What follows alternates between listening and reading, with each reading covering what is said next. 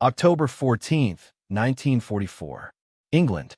The air is thick with the low hum of engines, the vibrations of each bomber reverberating through the cold morning mist. On the runway, a squadron of aircraft waits, poised for their deadly journey across enemy lines. The faces of the young men inside the planes are set with grim determination, each one understanding that this could be their final flight.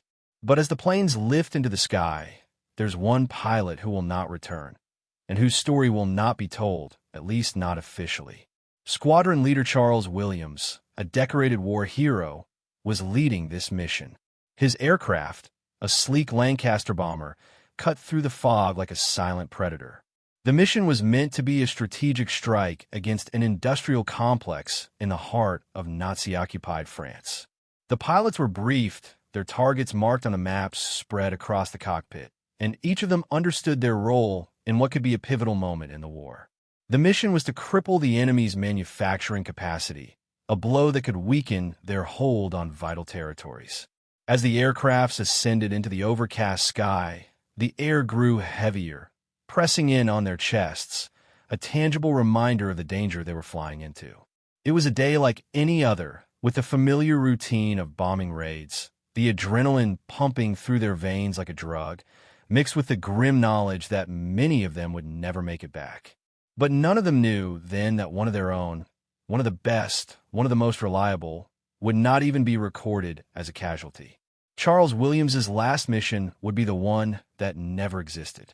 In the minutes before takeoff, Williams had been briefed with a sense of urgency. The enemy's anti-aircraft defenses were formidable, but they could be bypassed if they followed the flight path carefully. The skies were filled with danger, but for Williams and his crew, it was business as usual, a calculated risk. They had faced death countless times before, but this time, things would be different. Something was about to go terribly wrong, and no one would be able to make sense of it.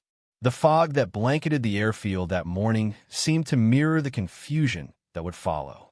As they flew over the channel, the formation tightened. Williams's Lancaster bomber, a graceful, powerful machine, was positioned near the front of the group, the leader of the pack. The crew members within it, all young men, were hardened by the war, their eyes steely and resolute. They knew what was at stake. They had come to terms with the reality that the sky was both their battleground and their graveyard. For them, it was never a matter of if they would be shot down, but when.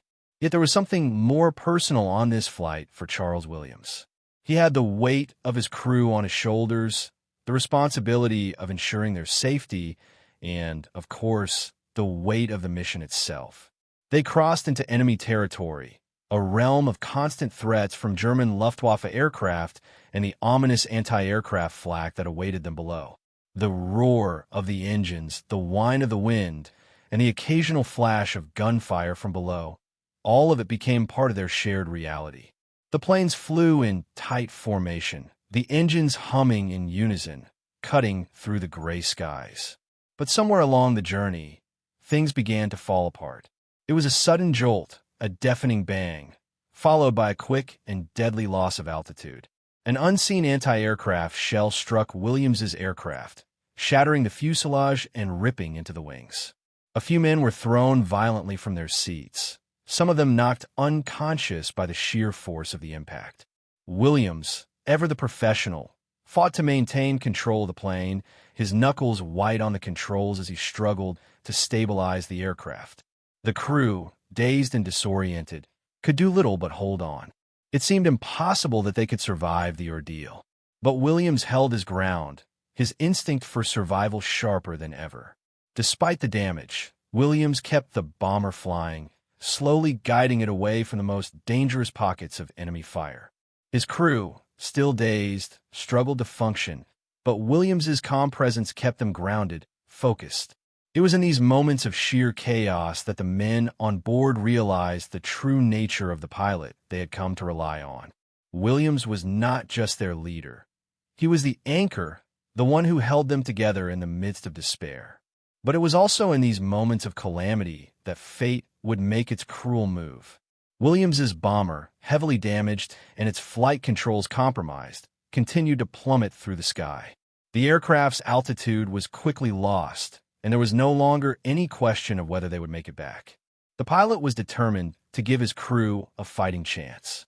He fought to keep the plane level, hoping against hope that they might make it to an Allied airstrip. But as the aircraft dipped lower, closer to the ground fire intensified, and another series of explosions rocked the fuselage. Williams knew it was over. His crew had no chance. He had no chance.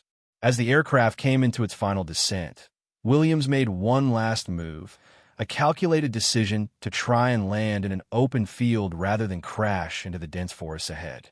It was a choice that many would later criticize, but in that moment, it was his only option.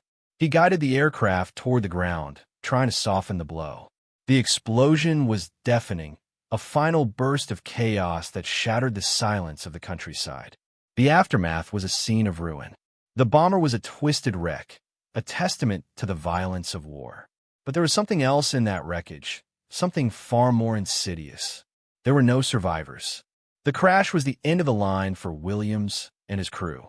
But as the days passed, the official reports began to trickle in. The flight was labeled a failure, a mission gone awry. The military bureaucracy, always looking for ways to protect its reputation, needed to cover up the fact that the mission had been such a catastrophic loss. And so, Williams's name, once a symbol of valor and leadership, was erased from the official records. In the records that followed, Squadron Leader Williams's death was not listed as a casualty of the war. The mission was not even mentioned. It was as though he had never existed, as though he had never been part of that fateful squadron that had set out on the morning of October 14th. No medals, no honors, no memorials. His sacrifice, and the sacrifices of his crew, were washed away, like a ghost lost in the storm of history. In the days that followed, whispers began to circulate among the remaining pilots and crew members. They spoke of the heroic final moments of Squadron Leader Williams, of his unyielding determination to save his crew, of his refusal to let them perish. Yet, as much as they spoke, the official records remained unchanged. The war machine had no room for such inconvenient truths. The men who had fought alongside Williams, the ones who knew the truth of his courage, were left with nothing but memories. No one cared. No one knew. And so, Williams's name faded into obscurity, a forgotten hero whose final mission had been lost time. His courage was denied, his story erased from the annals of history. Yet, as the years passed, a question remained. Why? Why had the military erased this man's heroism? Was it simply to protect the reputation of an institution that had failed? Or was there something more to the story? Something darker hidden beneath the layers of bureaucracy and protocol? The paradox was clear. The very system that demanded heroism of its soldiers was unwilling to acknowledge it when it appeared. And in that erasure, something vital had been lost. Not just the story of one man, but the humanity of war itself. How many more like Williams had vanished without a trace? How many other brave men have been silenced by the cold logic of an institution more concerned with its own image than the lives it claimed? As the years passed, the question remained unanswered. How many heroes had been lost to the shadows of history, forgotten by the very world they had fought to save? December 1st, 1944. London. The day is gray, the light barely breaking through the cloud cover that seems to swallow the city whole. In a small, cramped office on the outskirts of Whitehall, a lone figure sits hunched over a desk, the yellow glow of a desk lamp casting long shadows across his face. The documents before him are ordinary, filled with bureaucratic language, numbers, and dates, but for him, they represent something far more profound. Something he cannot, in good conscience, ignore. James Barrington, a junior historian working for the Ministry of Defense, had never expected to be involved in something this significant. He had joined the civil service with the hope of making a quiet contribution to the war effort, cataloging old records, reviewing battle reports, and helping with routine paperwork. It was not glamorous work, and certainly not the stuff of heroism, but paid the bills, and for someone like him, young, inexperienced, and eager to prove his worth, it was enough. At least, it had been, until he stumbled upon the truth of Squadron Leader Charles Williams. It was a strange sequence of events that led James to this moment. A misplaced folder, a forgotten memo, a brief exchange with a colleague who had passed through the office late one evening, his face shadowed with worry. In one of the many dusty filing cabinets hidden in the back rooms of the ministry, James had found a set of records that did not belong there, a set of records that had never been officially processed, as if someone had gone to great lengths to ensure they would never see the light of day. Among them was the file of Squadron Leader Williams, and in those brittle pages, the story of his final mission was laid bare, a story that contradicted everything the official reports had claimed. At first, James had dismissed it as a mistake. It wasn't unusual for documents to get misplaced, for things to be forgotten in the chaos of war. But the more he read, the more he began to feel that something was wrong. This wasn't just a clerical error. There was something deliberate about it, a systematic effort to cover up what had truly happened on that fateful day in October.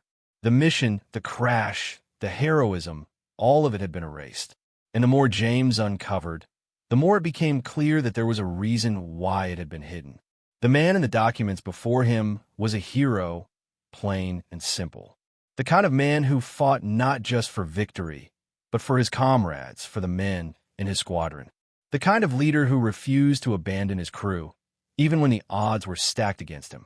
The kind of man who, in the face of certain death, made a decision that would save lives, even if it cost him his own. Yet in the records, he was nothing more than a casualty, a name lost among the many others who had been sent to the front lines, their deaths logged in faceless rows. It was an overwhelming realization that the truth had been deliberately buried.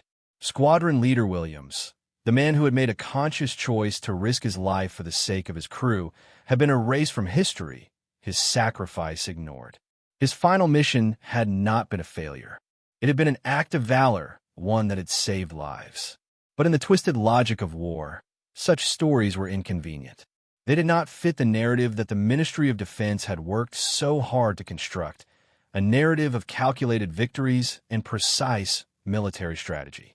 Heroism in the face of disaster, when it involved personal risk and the death of an officer, was something the bureaucracy simply couldn't afford to acknowledge. The documents were damning. James could feel the weight of what he was reading pressing down on him, as though the room itself was closing in.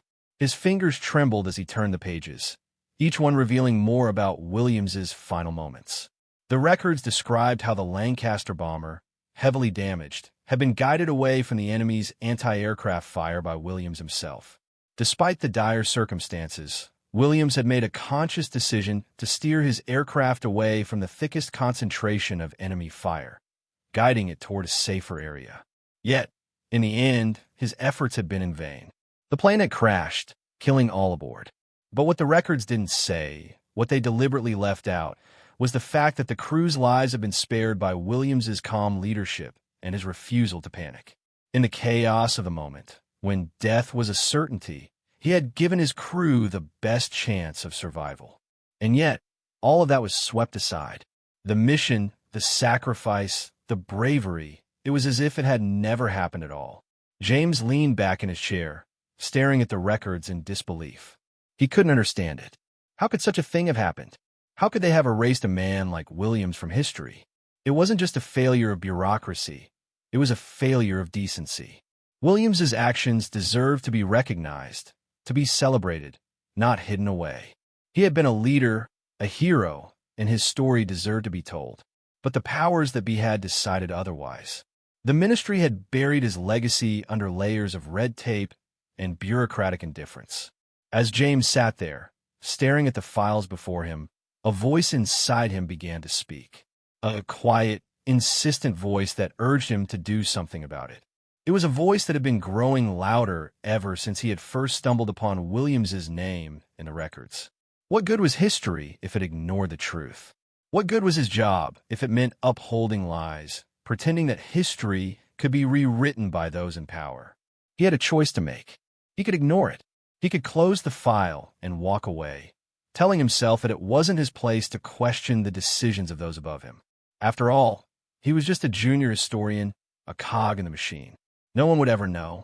No one would care. The world would keep turning, and Williams's name would remain lost, buried under the weight of bureaucracy. Or he could fight. He could uncover the truth and expose the lie, no matter the cost. He could bring the story of Squadron Leader Williams into the light where it belonged. But in doing so, he knew he would be challenging the very system that had tried to silence that truth. He would be going up against powerful forces that had spent years constructing a narrative that suited their needs. And he would be risking everything: his career, his reputation, and perhaps even his safety. James thought about it long into the night, his mind racing with the possibilities. He thought about the men who had flown with Williams, the men who had witnessed his bravery firsthand.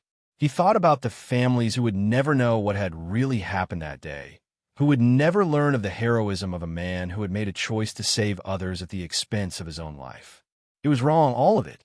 The lies, the erasure, the betrayal of a man who had given everything for his country. And James could not stand idly by and let it continue. The decision came quickly after that. He knew what he had to do. He would not let Williams's name disappear into the shadows of history. He would speak out. He would fight to have Williams's story told, to ensure that the man who had sacrificed so much would be remembered for the hero he truly was. It would not be easy, and there would be consequences, but in that moment, James Barrington knew that some things were more important than personal safety or career advancement. And so, he began the process of unearthing the truth, piece by piece, document by document. It was not a quick or easy task, but he was determined. The system, the one that had buried Williams's name for so long, would now be forced to confront its own failure. James had begun the process of correcting history, one small act of defiance at a time. But little did he know, the forces that had hidden the truth would not go down without a fight. And the battle for Williams's legacy was only just beginning. January 5th, 1952. Washington, D.C. The air in the archives was heavy with dust, the shelves lined with forgotten stories that the world had chosen to ignore. The room was eerily quiet, save for the rustle of old paper and the creak of aging wooden floors beneath the historian's steady steps. Dr. Eleanor Foster, a meticulous researcher with an unyielding passion for uncovering the lost truths of history, stood before a vast collection of war records. She had spent years combing through the thousands of files housed in the National Archives, but today felt different. Today, she was on the verge of finding something that had been buried for almost a decade, something that had been deliberately erased.